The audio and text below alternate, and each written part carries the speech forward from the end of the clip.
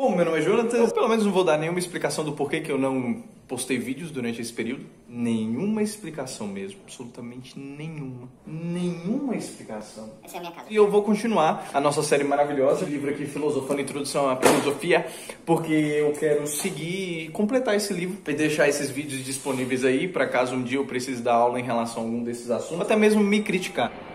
Esse tipo de coisa vai ter que ser tirado da edição. Ok. Vamos começar, né? Estamos na unidade 2, que é Condição Humana. Estamos no capítulo 4, que é Linguagem e Pensamento. Preciso sempre lembrar vocês que, no fim das contas, eu estou gravando o vídeo com base no que está escrito no livro. Se você é do ensino médio e tem este livro, eu te convido a ler este capítulo antes de ver o vídeo. Então, se você não quiser ler, vê só o vídeo, mas não diga que eu não te avisei. Nós estamos no capítulo Linguagem e Pensamento e a maior parte desse capítulo vai falar sobre linguagem. A primeira coisa que a gente precisa fazer é definir linguagem, ou pelo menos definir segundo os parâmetros do livro. Linguagem é definido em 3 pontos. Um instrumento que nos permite comunicar, pensar e interpretar a realidade. Toda linguagem, ela é em si um sistema de signos. Eu sou o signo de Câncer. Claro que não é isso, né? Afinal, não é uma aula para ser cirandeiro ou olavista. Falando da estrutura da linguagem, nós precisamos lembrar dos signos. Um filósofo inglês chamado Charles Peirce, veio falar inglês, né? Principalmente o R em inglês. Charles Sanders Peirce. Charles Sanders Peirce. Se você sabe ler isso aqui, é isso que você conseguiu ler. Este filósofo inglês, ele tem uma interpretação sobre signos que é muito importante para nós. Signos é aquela coisa que está no lugar de outra coisa sob determinado aspecto. Isso é muito próprio da filosofia analítica, principalmente essa filosofia que está muito ligada à lógica. Uma tentativa de falar as coisas de um jeito coisado, sem falar coisa com coisa. O que ele está falando? Vamos tentar dar um exemplo. Pense em um grito, uma pessoa gritando. Ela pode estar gritando de terror, de pânico, ela pode estar gritando de prazer, ela pode estar gritando de alegria.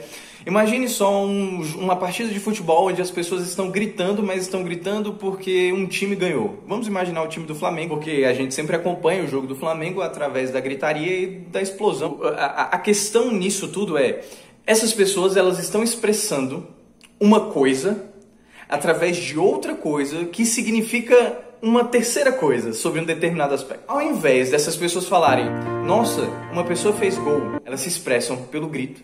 E o grito, ele é uma coisa que está no lugar dessa outra coisa que é a expressão do que legal, um jogo de futebol. Mas ao invés de eu falar isso, eu... Entende o que eu quero dizer? Que é uma coisa no lugar de outra coisa sobre um determinado aspecto. Que aspecto é isso? A interpretação das pessoas que estão ali é que o sentimento delas é melhor expresso por meio do grito. O grito, ele é aquilo que sinaliza, que significa, note a semelhança com o signo, a expressão de alegria daquele momento no jogo de futebol. Os signos seriam unidades, digamos assim, seriam partes, digamos assim, da linguagem que tem um significado um pouco mais simplificado, ok? Isso na visão de Peirce. Justamente pelo fato dos signos eles serem estruturas simples, então ele possui tipos de representação. Existem relações distintas com a linguagem e existem definições distintas para cada uma dessas relações. Essas relações que são menores, digamos assim, nós estamos sempre voltados para essa definição de signo do Charles Peirce. A minha esposa tá passando aqui. Vai ficar na edição. Dentro dessa estrutura de signos, você tem os tipos e quais relações eles fazem com a representatividade das coisas. Isso aqui é uma garrafa. A palavra garrafa não é isso aqui. Não existe similaridade entre G-A-R-R-A-F-A com esse objeto. A similaridade ela existe simplesmente no significado, no sistema de signo, como o signo entra em relação com esse tipo de objeto. Entende? E existem diferentes relações, então quais são essas relações principais? A primeira relação que ele vai apontar seria a relação de semelhança. E ela possui a peculiaridade de utilizar signos como se eles fossem ícones. Quando nós olhamos uma fotografia de uma pessoa, imagine que você está com uma fotografia do seu pai, da sua mãe, você percebe que a fotografia não é o seu parente. É óbvio que não é. Aquela fotografia ela tem uma relação de representatividade em conectividade, digamos assim, com uma memória que você tem do seu parente. A fotografia não é o seu parente, mas a fotografia ela é o ícone naquele momento que te comunica sobre alguma lembrança do seu parente. O ícone, ele funciona como se fosse uma imagem que nos remete à coisa que está tentando ser representada. Onomatopeias.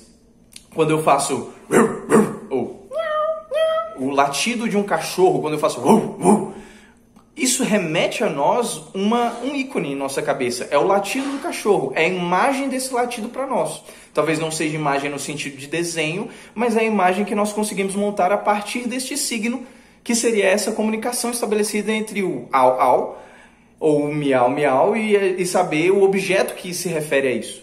A segunda relação de causa e efeito. Nesse sentido, os signos eles se tornam índices. O que isso significa? Significa que a comunicação ela pode ser dedutível. Você pode deduzir a partir da comunicação muitas coisas. Em vez do signo ele te dizer o que você deve interpretar ou como você deve interpretar, ele te dá a abertura para que você interprete o que ele significa. Deduzo a partir disso outras coisas. Voltando ao exemplo da fotografia, que ela também é uma representatividade significativa de que nós temos a fotografia de um parente nosso.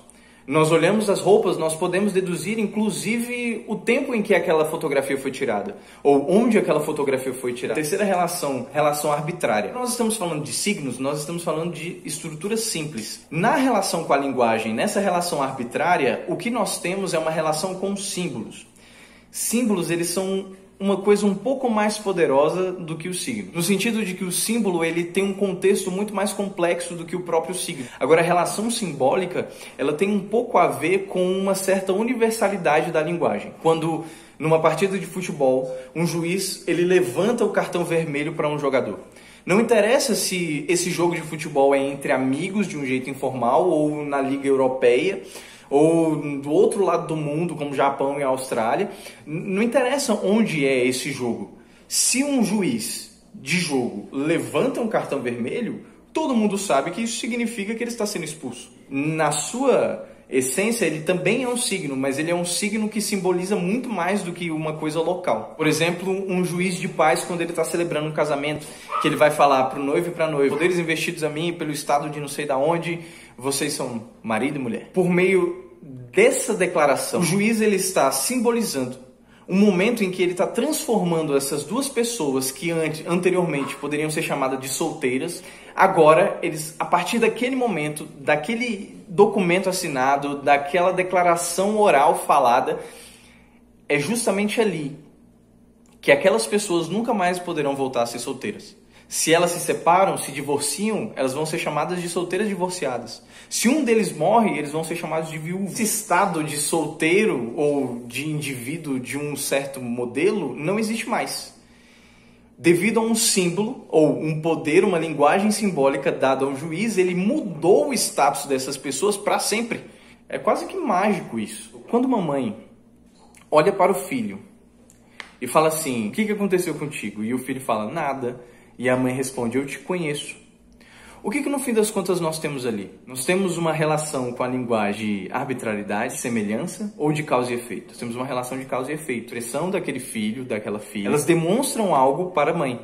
Mas como é que a mãe sabe dessas coisas? Porque ela aprendeu a ler, no sentido que a gente tem de leitura. Ela aprendeu a ler as expressões do seu filho. Nessas expressões ela consegue tirar relações de causa e efeito. Alguma coisa aconteceu e por isso que meu filho está desse jeito. Nesse sentido, leitura tem a ver com criação de vocabulário. Eu estou falando de leitura na vida. Nós lemos as pessoas, nós lemos as expressões, lemos tudo que nós temos ao nosso redor.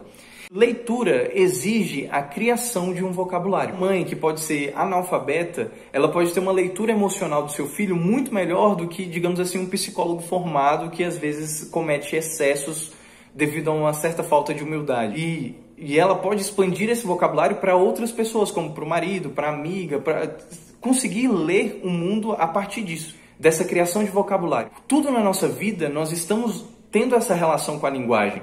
Quando, por exemplo, nós queremos aprender a cozinhar. No início, a gente talvez só saiba, 4 tipos de sabores: o salgado, o doce, o amargo e o azedo. Só que é muito difícil você conseguir definir temperos, o gosto do orégano, o gosto do manjericão. É muito difícil você definir esses tipos de gostos simplesmente tendo 4 tipos de sabores disponíveis. Você precisa criar vocabulário para esse tipo de coisa que você está sentindo. Quando nós estamos cozinhando, o que distingue um prato bom de um prato ruim? É ele não estar salgado, não estar doce, não estar amargo, não estar azedo? Na verdade, é uma complexidade de sabores. Através da linguagem que a gente vai adquirindo, experimentando as coisas e vivenciando, conseguimos, a partir disso, ter uma comunicação diferente com a comida.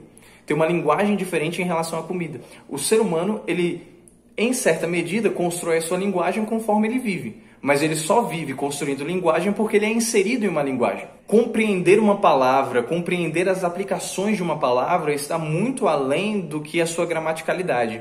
A gramática, ela é importante. Saber aplicar as regras gramaticais é extremamente importante. Boa linguagem fornece um bom poder de convencimento. O problema é, a gramática sozinha não funciona. Ela precisa de contexto. E o contexto, ele transcende um pouco os significados das palavras no dicionário.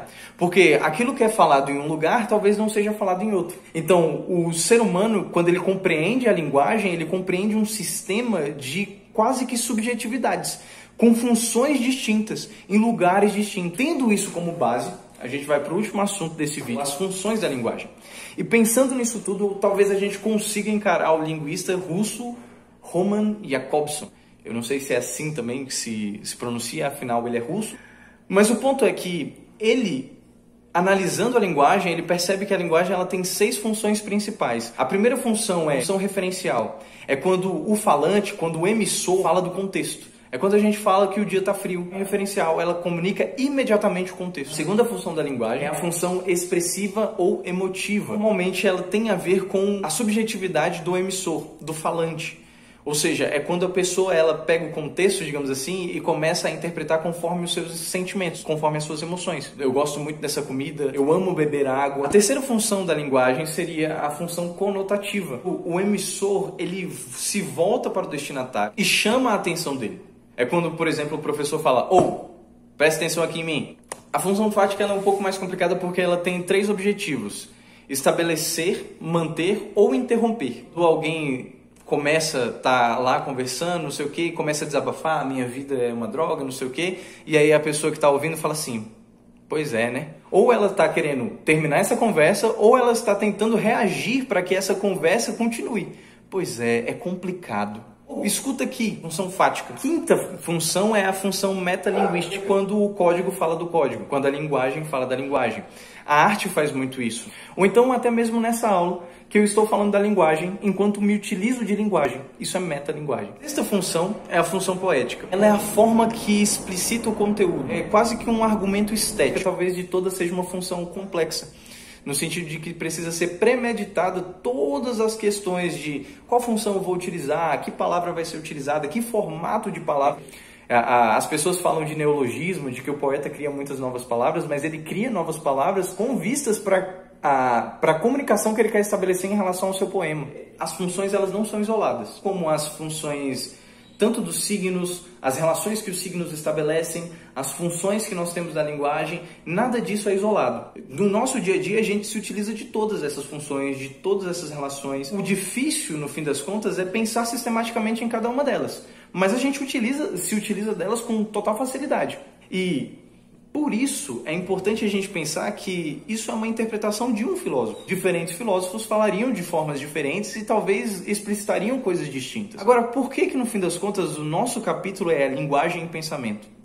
Porque nós vimos de início que a linguagem é aquilo que nos possibilita, é um instrumento que permite que a gente comunique, pense e interprete. Nesse sentido, ninguém consegue pensar sem uma linguagem. É muito importante que a gente veja essas coisas para além de textos. É importante que a gente veja essas coisas no nosso dia a dia. O tempo todo nós estamos interpretando, o tempo todo nós estamos lendo, o tempo todo nós estamos estudando. Linguagem é aquilo que nos permite pensar. Quanto melhor o nosso vocabulário, melhor a nossa forma de pensar. E aí a gente precisa de outras linguagens, outras pessoas, outras comunicações para tentar entender o mundo. E é isso. Eu sei que eu me perdi em alguns pontos, me desculpe por isso.